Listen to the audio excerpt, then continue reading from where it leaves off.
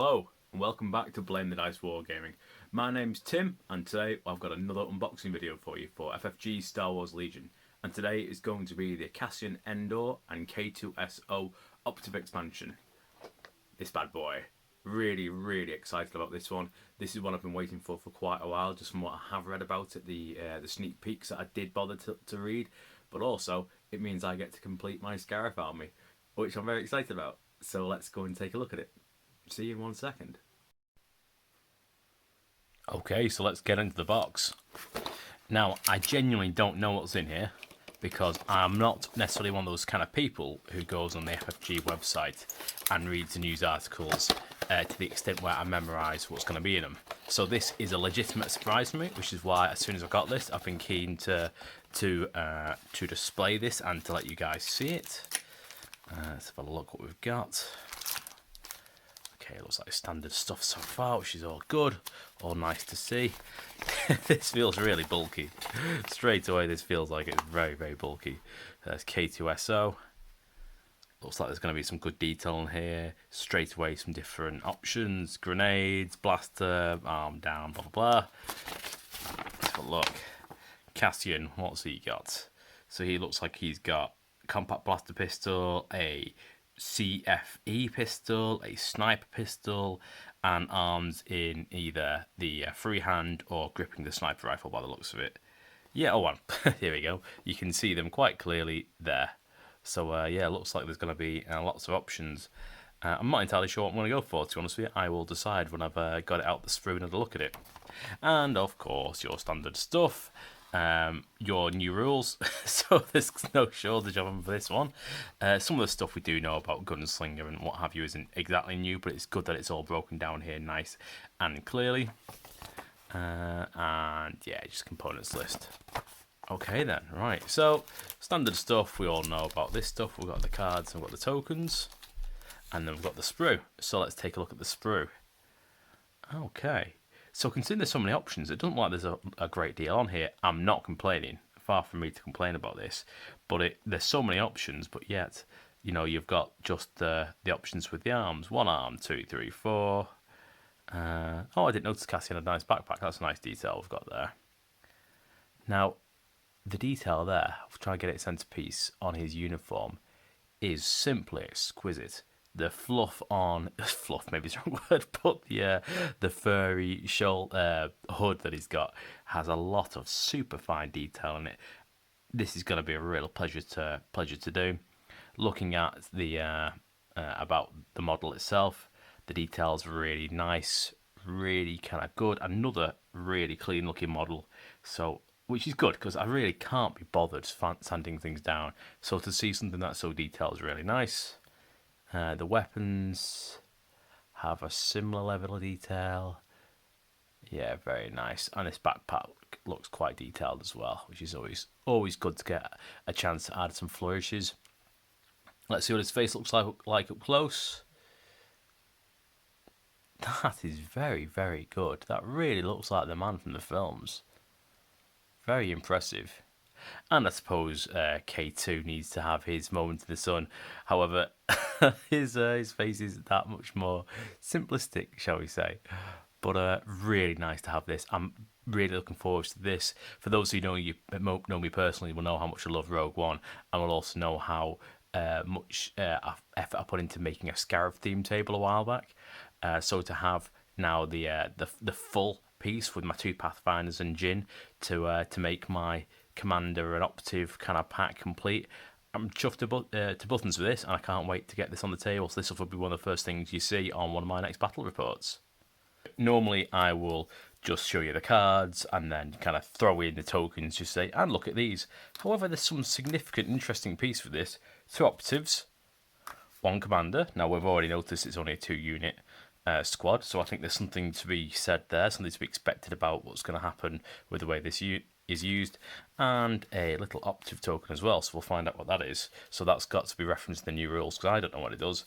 We've got multiple standby tokens, multiple aims, multiple single suppressions, we've got multiple triple suppressions, we've got multiple triple wounds, multiple single wounds, so there's one more, and double aims. So I think we can say there's going to be a lot of options, and they do expect this to either be a doling out suppression like nobody's business, taking damage like it's going out of fashion, and some significant versatility with how it's going to be played. Now we'll do the cards, and now we'll try to find out why we've got all this stuff. Okay then, Cassian Andor, a capable intelligence agent. Here we've got Cassian Andor, showing as a commander upgrade, so we'll explore why. We have some operative tokens shortly. He has a grand total of 6 health and rolls white defense dice. He has 2 courage, so not the highest, but certainly on par with what you might expect. He converts from surges, both offensively and defensively, though on offense it is only to a hit rather than a crit. Well, such is life. In terms of his guns, he has Cassian's Covert Blaster, range 1 to 2, which rolls a red and 2 white and pierce 1. When I first read that, I wasn't blown away, but some of the text we'll read in a second will change my mind when I went through it first time around. He's got in close combat, advanced combat training, which is 2 red dice, which is pretty tasty really in the grand scheme of things.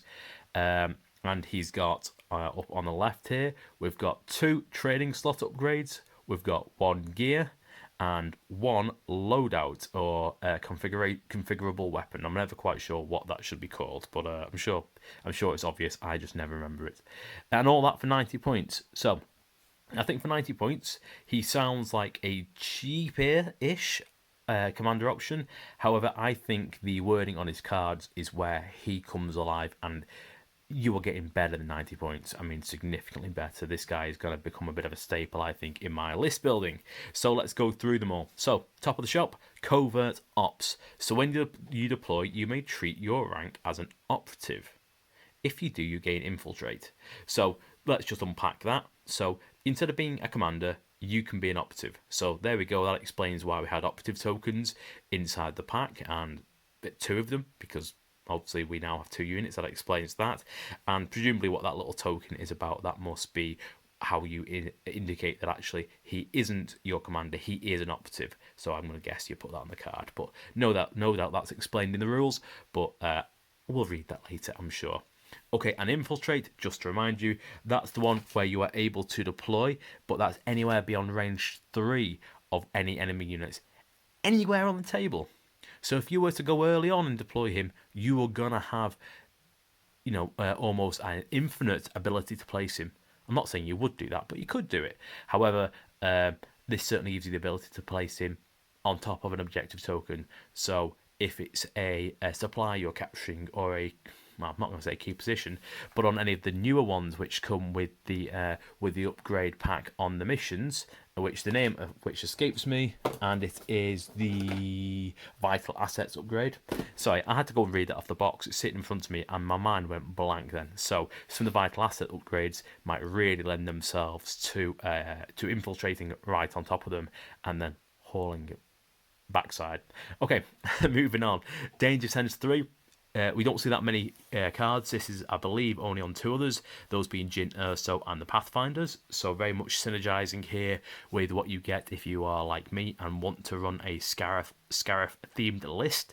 Danger Sense 3 essentially means he can have up to 3 additional suppression tokens if he gains them. So in short, you can choose not to shed your suppression tokens, and in doing so, you can roll additional white dice for each suppression token you've got up to your value here. So he's got Danger Sense 3, which means he can roll 3 additional white dice, which frankly is nothing to sniff at, though I wouldn't pin my hopes of living through a mission by that, because I've seen it be amazing and I've seen it to fall to pieces, because they are white dice after all. Now, Loadout. This is a brand new one, and I had to read to try to get my simple mind around it. So what I'm going to do is I'm going to read from the new rules. The new rules sheet rather that came in the box, because I think it's going to be easy to make sense of it. So, while building your army, for each upgrade card equipped to this unit, choose another upgrade card of the same type with equal or lesser point cost and set it aside. While you deploy, you may swap any of your equipped upgrades with your set aside upgrades. Equipped upgrades can only be swapped with a set-aside upgrade of the same type. This unit must be able to equip the upgrade. Well, that goes without saying, must be able to equip the upgrades. So, one of the things that we'll see in a second is there's a couple of different weapons upgrades. One of which is a sniper rifle, and one of them is a more up-close and Balatia pistol. So, if I maybe had landed him with the sniper rifle and then looked at the table, thought, well, there's no good positions for me, or there's lots of heavy cover, I'm not going to be able to get used out of my sniper rifle. We can move it over to the shorter range kind of skirmish type gun, so you can get the best bang for your buck, which is great. Also, this thing, you could do that with things like Recon Intel. That's wrong. That's the wrong thing. You could do that with your grappling hooks and environmental gear. Those are both gear upgrades, same point cost as it happens, though obviously it said that you can, put on the most expensive card on him and then replace it for a cheaper one, or what have you. But in that case, you might think, well, actually, there's no difficult terrain, so I don't need environmental gear, but I'm running in with the sniper config, and I see there's some tall buildings I'm going to need him to get up, so I'll give him grappling hooks so he can get up there. So pretty tasty. I really like that. So moving on to Marksmen. So while attacking, you may spend an aim token to improve your attack die result. So I think originally in my head I thought this is just like the defense token. You have a token, you spend it, so you now go from not having to being able to cancel extra hit. I was thinking, well, this gives you an extra attack. That's not the case. If you've got a blank, you can convert that to a surge. Now, obviously, he does convert, so he converts up to a hit. But if you have a hit, you convert that to a crit. So you are going to be getting some real interesting abilities there. So let's just remember his gun's got Pierce 1, and it's rolls red dice. So let's just say that's going to be a hit, 80% of the times. And you've got two white dice to back you up in case that goes a bit pear-shaped. But let's just say it's always going to be a hit. Now, that's just a hit. You turn that into a crit using Marksman because you spent an aim token. Because you'll see in a second he's got tactical 1. I think there's a very strong chance he'll always have an aim token. You spend the aim token, you turn that hit into a crit, you're shooting at a target in heavy cover, the crit pushes through all that, and he's got Pierce 1. So straight away, real value there. So he is going to be killing stuff every time he shoots at it. Might not be much, but that is going to be bringing people down, bringing either a well-defended unit down, so they're chipping away the death by 1,000 cuts, or if you've got somebody who's entrenched, maybe on a key position or really difficult to get to, this guy can do it. Anyway, moving on to the last part, tactical 1. After you perform a standard move, gain 1 aim token. So I'm going to presume you're moving and shooting most of the time. So he's always going to have that aim token. Or if you're not moving, you are aiming and shooting. So again, you're always going to have that aim token, it seems to me. So, really pleased with that. I cannot wait to get him on the table. Now, let's look at his buddy. Let's look at K2-SO, because I think this is where things get really, really interesting. Okay then, so K2-SO, the sardonic security droid. Interesting turn of phrase there. He is an operative. He is a droid trooper, so let's make sure we bear that in mind, because he will therefore have the detriments of droid troopers that we have come to know and love. Take that or leave it. He has 5 health and 2 value of 2 for courage. He rolls red defense dice, so going to be a difficult character to kill, and I'm chuffed about that. He doesn't convert defensively, but he does convert offensively from surge to crits. Brilliant. No natural weapons with him other than his hand-to-hand abilities, which is overpower. So that's 4 red dice. That's pretty sweet. There's probably lightsabers out there that don't deliver such a powerful punch. Of course, they would have pierce, but that's neither here nor there. It's still an impressive amount of damage he can dole out. And you can upgrade him with 2 things. You can upgrade him with a communications upgrade, which is the one at the top. And then there's the config weapon that he can be upgraded. All this for 70 points. Now, I think that's a lot on the surface when you look at it right now, which is skin deep. When we go into the details of it and you think about how this is going to be run on the battlefield, I am in love. And let's go. Let's talk through it before I start gushing, and this turns into a different kind of video. So, calculate odds as an action. Choose a friendly trooper within range 1 and in line of sight. It gains 1 aim, 1 dodge, and 1 suppression token. Brilliant. So his was Casseon, and that's something we are going to explore shortly. But let's just say, for argument's sake, he's with Casseon. He is giving Casseon that aim token. Cassie's got marksmanship, so he loves himself an aim token. He gets dodge, great, because he rolls white defense dice, and 1 suppression, great, because he's got danger sense. All those things are brilliant. So let's be chuffed a bit with that straight away. I think those two are going to have to run together, frankly. Next up, he has got armor 1, so when defending, cancel up to 1 hit. So let's just say you're against 4 squad of clones, just for easy numbers here. They roll 4. And you're in heavy cover. They roll 4 black attack dice at you. So let's just say straight away, 2 of them cancel for heavy cover. Then you've got the next one, the third of those 4, which will be cancelled because you've got armor. And then you've got the 4th one. Now this is if they've all been hit. Okay, could be with clones, but who knows. But let's just say they all were. So only that 4th one are you going to really roll for. And you're rolling red dice, and you've got 5 health. So I'm not trying to say he's invulnerable, but God, it's going to feel like it. Anyway, I'm gushing. I really am gushing. Okay, so let's move on. Detachment to Cassian Andor. So you may remember this from R2-D2 and C-3PO. So essentially, this guy isn't going to ever run on his own. He can't run on his own. He's got to go with Cassian. Now, obviously, Cassian can go on his Todd. He doesn't need to go with K2-SO. However, that is not a mutually exclusive relationship, it would seem. You can't have K2-SO without Cassian, but that's fine. I think this guy is built to run with him, which I'm really quite pleased about, because I like that. Moving on, we've got some nice cinematic keywords. Incognito. You cannot be attacked by enemy units beyond range 1, unless you performed an attack or used an objective card action during this game. So objective card action, I'm thinking in my head that probably means like claiming a captured supply, or sabotaging, or repairing a moisture evaporator, or whatever came in the vital assets upgrade. But I've not opened that one yet, so we'll find out in a video or two. So essentially this means that he's an Imperial droid by sight and sound. They don't shoot at him because they don't see him as anything. So not only has he got 5 health, he's also not getting shot at. So it might be overkill, but we'll explore that later on. But essentially, he isn't going to get shot at. He's wandering around like a lost droid amongst the wrong side of the field, unless they get close enough to be wise to him to say, "Oh, hang about, actually, he's with them. He's been reprogrammed and claimed." So interesting stuff. And lastly, he's got teamwork, Cassian Andor. So bear this in mind. We've got calculate odds. I know I'm reverting back to what we talked about before, which gives 1 aim, 1 dodge, 1 suppression token to Cassian. Because of teamwork, he will get 1 aim, 1 dodge, 1 suppression. Now, we don't really care about suppression.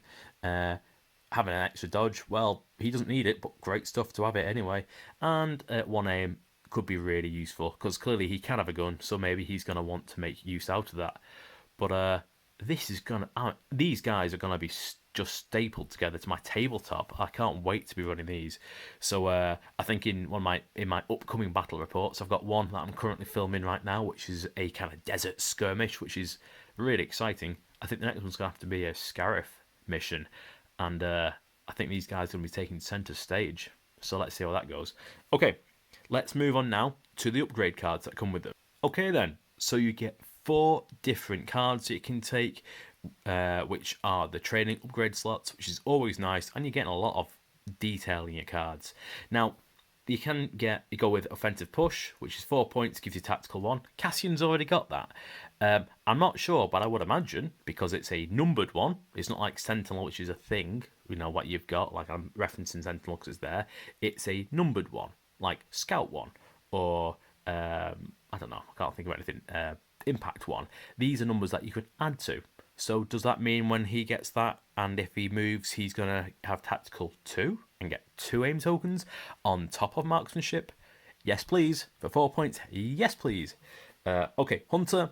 We're probably very familiar with this one. This is where you can essentially gain an aim token if you're attacking an injured unit. We've got Overwatch, which takes your normal standby range of 1 to 2 to 1 to 1 to 3. He said 1 to 4, if only. 1 to 3. So essentially, if an enemy with 1 to 3 moves or performs an action, you get to do something, whether or not that's shoot or move. You have some options, so it's quite good depending on the situation. Gives you a bit of ability to get yourself out of trouble if they've moved somewhere where you are feeling vulnerable, or you think you can take them down, maybe suppress them or something before they get to shoot at you. But all good. And lastly, duck and cover. I think duck and cover is going to be very common on my build for this guy, because this is the one where when you're defending, you can give yourself a suppression token. So let's just say, you don't have any suppression tokens, it's early on in the game, you've not been shot at before, and you're getting shot at by a lot of people. Straight away, you can start engaging danger sense by saying, yeah, actually, I'll take a suppression token. So now you're in light cover, or heavy cover if you're already in light cover. So it's got that benefit. But now you've got a suppression token as well. So now you're going to get to use danger sense. So you're now in a higher cover and you're rolling more white dice. Very nice. Really happy with that. I think that's going to be used a lot. I'm not so sure about Hunter, but he does have a sniper rifle that we'll see in a second. So maybe I will feel differently when I've actually read that card. Okay, next up we've got 2 of the gear upgrades. Stuff we've seen a lot of before. This is kind of, I've got more of these cards I know what to do with. You've got Grappling Hooks, where you get to Game Expert Climber. So instead of clambering, you get to move up much more freely. And just to remind you, if your unit's in base contact with a building of, at height 1, for example, you can spend 2 actions to go up there, and then you're done. Or you can clamber by spending 1 action to go up, but you've got to roll white defense dice and you risk taking damage, so it can be quite a costly gamble if it goes wrong. However, this means you don't have to do that, so Casseon can be against a building. If he's got this card, he can go up it and shoot without any pitfalls, or he could go up to a height 2 without having to deal with it. Of course, he would spend both the actions then, but that doesn't happen very often. I don't believe I've ever done that in 2 years of playing this game. Moving on, you've got Recon Intel, so you may gain Scout 1. So after you deploy, you may perform a 1-speed maneuver. So let's just remember for a second that he's got Infiltrate if you take him as an operative using Covert Ops. So that means you can't put him within range 3 of an enemy unit, which if you're deploying him later on might be a bit difficult, might be a bit hard to do, might leave you exposed. By having Recon Intel on him, you could place him down using Covert Ops, and then move him into maybe some cover or into a better position. So that could be useful. And for 2 points, I'd probably be very interested in doing that. Okay, let's move on then to the weapon options you get with him. Okay then, let's start with the weapon on the left. So that's the A280 CFE pistol config. I don't think anyone's going to call it that, so let's just, the range 1 to 2 pistol, I think is what I'll be calling that one. So, range 1 to 2, 2 reds and a black. Lovely. And 10 points. Nothing is how much that costs in reality. So, yes, I know Cassian's already a 90-point model, but now he's a 100-point model, and he's gone from having 1 red and 2 whites to having two reds on a black. And we've got all the shenanigans with Marksmen, and if you're running K2-SO with calculate odds and aim tokens being given to him, quite good. Anyway, I am waffling as usual. So long shot 1. So while attacking, spend up to 1 aim token to increase this weapon's maximum range by 1, and this is reconfigurable, so when you recover you may flip this. Also, this gun's got Pierce 1. I like this a lot. And let's just have a look at the other side. Okay, so this is the sniper configuration. So this is when we saw this in the films, hence why he looks like he's lying down in the shower here, because this is when he's about to kill Jin's father. So cumbersome. You cannot use this weapon and move during the same activation. Fair play, we've seen that before. It's a big gun. I can live with that. But I've jumped past the main headline there. This is range 1 to infinite. So this is what snipers used to be. So this guy can reach across the table and start hitting people again with Pierce 1, which is nice, and high velocity. So when attacking, if each weapon in this pool has high velocity, so enemy can't spend dodge tokens. God, that's a really wordy way of saying that they can't spend dodge tokens, but that's what it means. So let's put that in context. You shoot at something, it dies, which is great. Okay, he doesn't have the sharpshooter ability that snipers would typically have, but still, I don't mind that for 10 points. Not when you're thinking you get a black and a white for 26 points if you're a rebel, with which is range 1 to 4.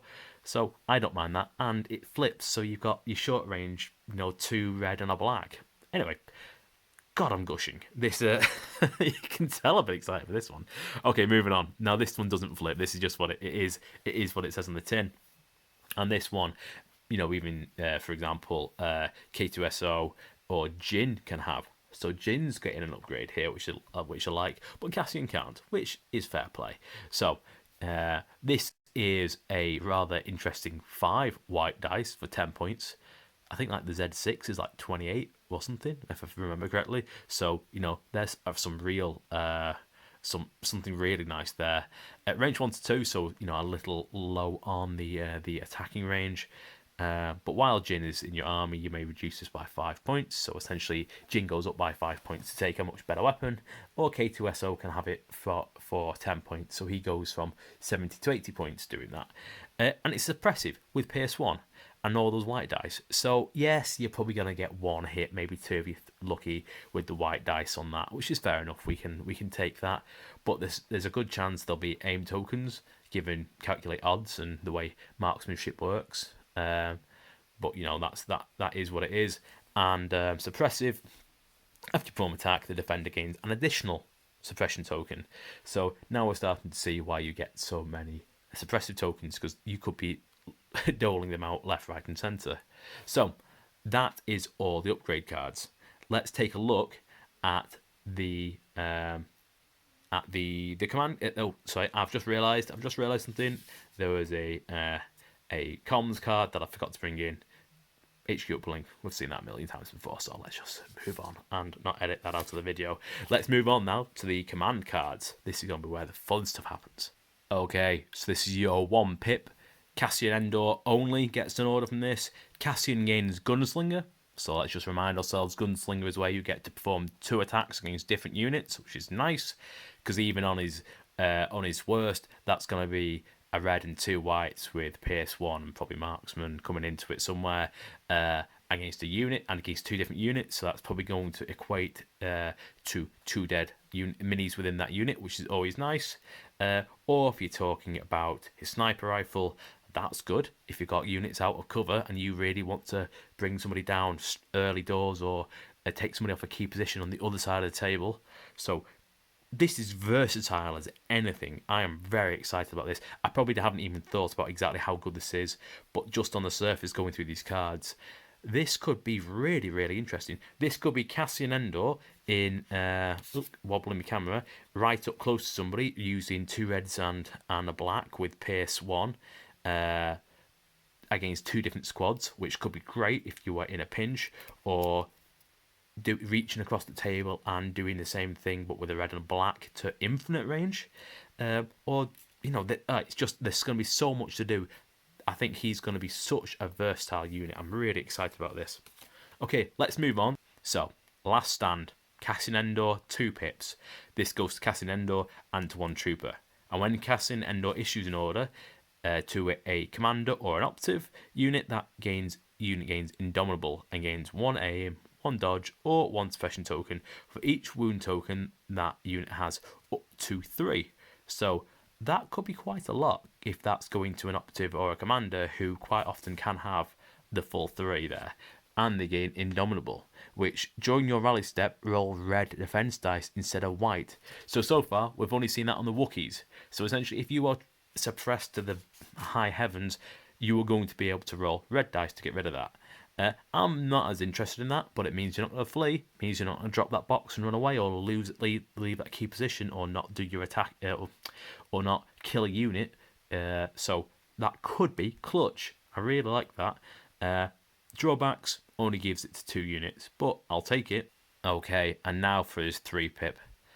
I'm going to take a moment to enjoy the artwork there. That's so nice looking. Really, really good.